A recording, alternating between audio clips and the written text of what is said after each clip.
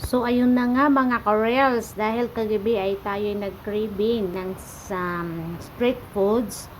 So tayo ulit ay mag-exercise. Ika-4 na araw na ngayon na ating pag-exercise. Bali ang ginawa ko pala guys is jog and walk. Tapos pagkatapos nun ng like 20 minutes ako nag-jog walk na nilibot ko yung park na yan at saka yan. Saka ako nag-warm up. O diba? Para naman may mga mag-firm kung ano yung kailangan niyang i-firm dyan. What?